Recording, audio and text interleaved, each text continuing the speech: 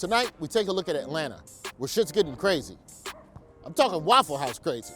Atlanta's busy downtown descended into chaos over the weekend. Hundreds of protesters marched in the streets in the wake of the death of a 26-year-old environmental activist. The activist was killed on Wednesday as officers cleared protesters from the site of a planned police training center. Police training center? But these guys are trained, right? This isn't an armed militia of interns.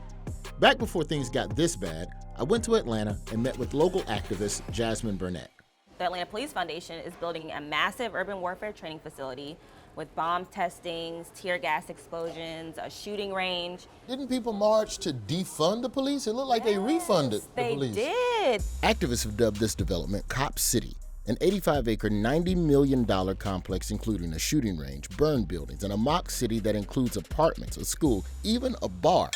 So this is basically like Six Flags for the police. Yes, it's a playground. You can't call it a playground.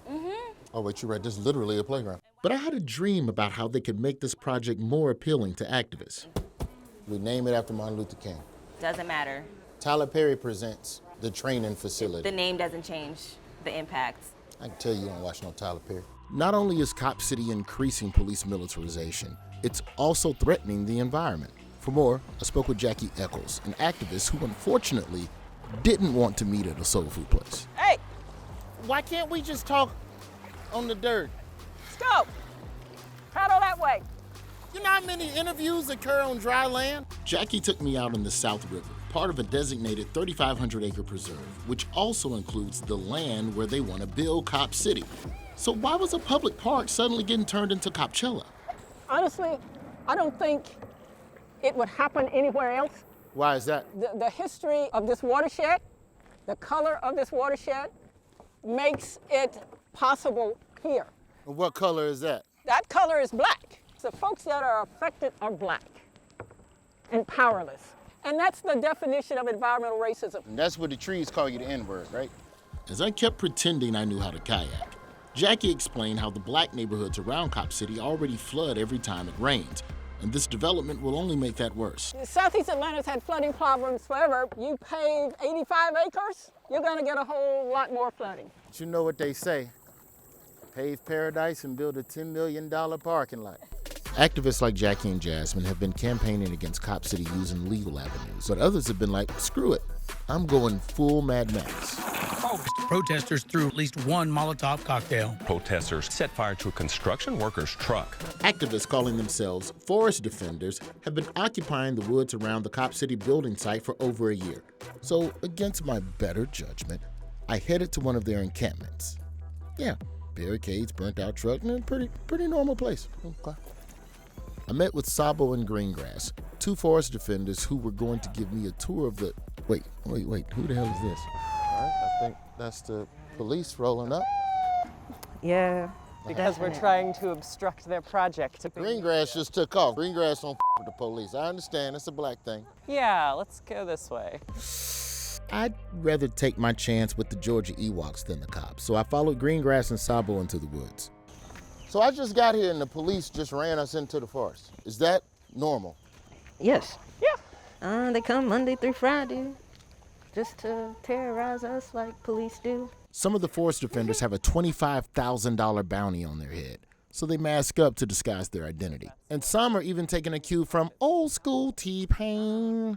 This is a plantation historically and an ex-prison farm. I gotta be honest, I wish I had an auto-tune I could speak in, because you just made prison farm industrial complex sound so melodic.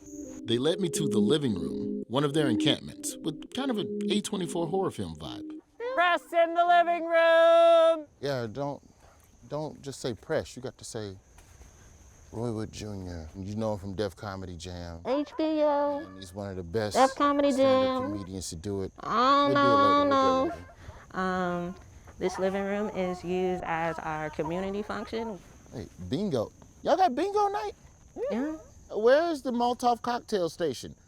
Where's the gun training station? The majority of us just want to live in peace with each other. We work here on ourselves and we do yoga and we meditate, get massages here. Well, y'all get massages? You do yoga, meditate, stretch, and deal with your inner, like therapy. Yeah.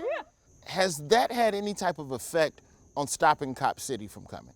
Yeah, their see. construction only gotten like 2 days in the past year, and one of the primary construction firms dropped out. According to leaked documents, the Cop City building plan is months behind schedule. This crunchy granola shit seems to be working, but forest defenders say law enforcement has stepped up raids on their camps, so they've built barricades and they avoid police by living in tree houses, like some sort of Antifa Swiss Family Robinson. Okay, so that's about 50 feet in the air. Yeah? Tree sitters may drop things. Mardi Gras bees. Paper bag full of shit.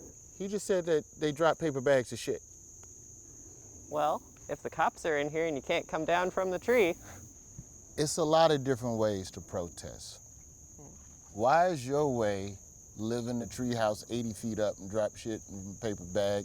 We have to stop Cop City because they're practicing to murder us. They're practicing to bomb us. They're practicing how to come into our homes more effectively while we're asleep. The alternative is staying here, shitting in a bag sometimes, or lay down and watch the world burn. Anyone up there? Please don't drop shit on us. This is my only suit. Since my visit to the Atlanta forest, police raids and arrests have only been more frequent, culminating in last week's shooting. Police don't usually target protesters like this in America. What if they go after celebrity journalists next? Good thing I got rid of my phone in the woods so the police can't track me. Oh shit. How am I supposed to get an Uber out of here?